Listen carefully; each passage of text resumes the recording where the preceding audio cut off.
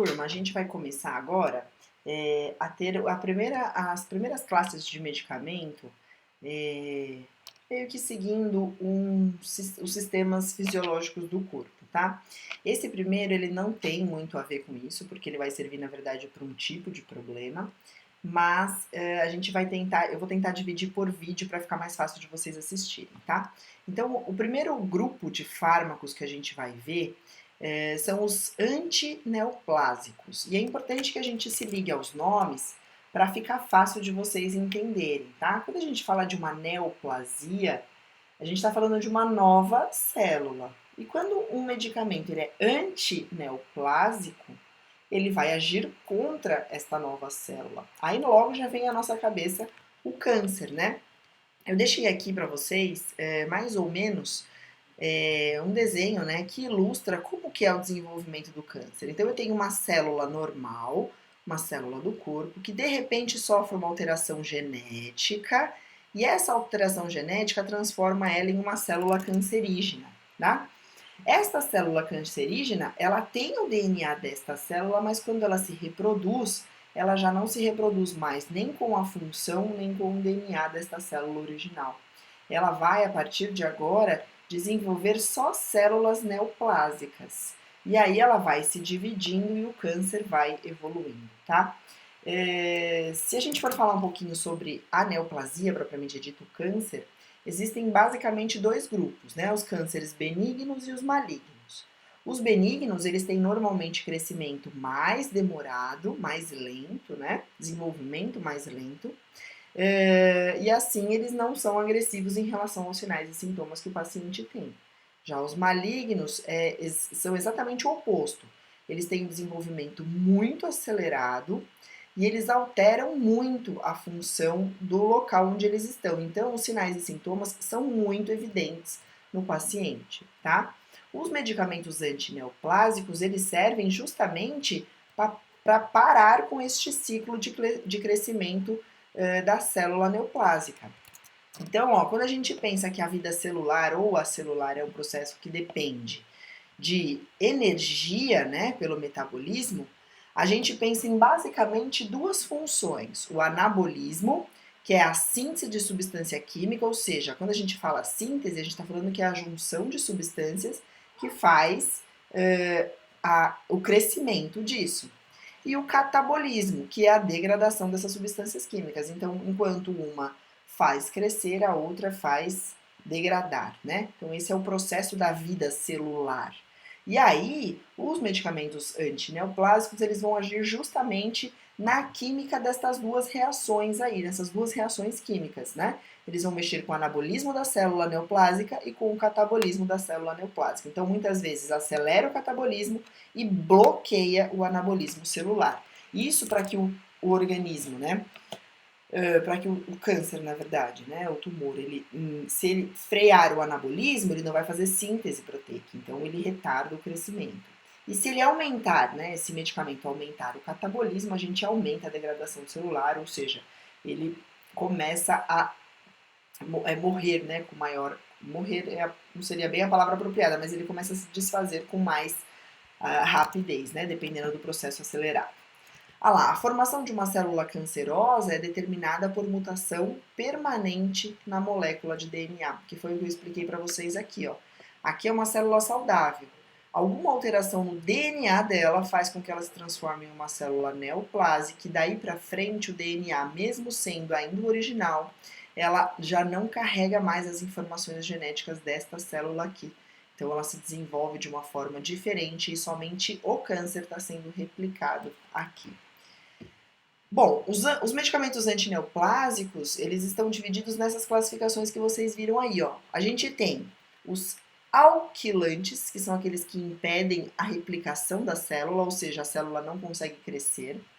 Os antimetabólitos, que ele inibe a síntese proteica, então ele não deixa ele se desenvolver nem crescer. Os antimitóticos, que eles interrompem a divisão celular, então mais um que inibe aí a síntese, né, das novas células. Os antibióticos, que também inibem a síntese proteica, e aí ele inibe a síntese da célula. Anticorpos monoclonais, que eles se ligam ao antígeno específico presente na célula tumoral, esse daqui então ele já age no catabolismo.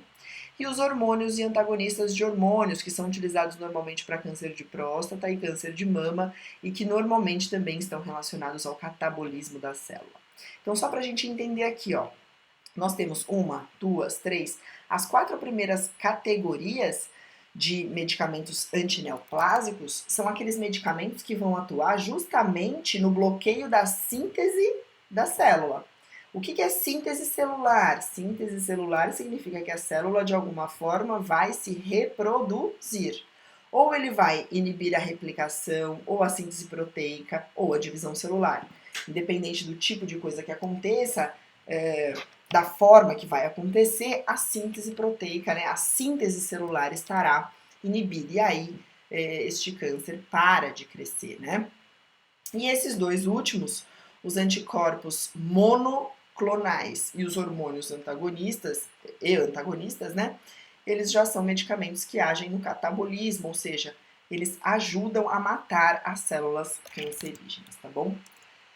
Como a gente sabe, os antineoplásicos ou quimioterápicos, que também podem ser chamados assim, eles são medicamentos que são de alta complexidade. O que é isso? São medicamentos de alto risco ao paciente. Então, como a gente sabe pelo Corém, eu deixei a lei aí disposta novamente para vocês, em que é uma atividade privada do enfermeiro, tá? Ali, ó.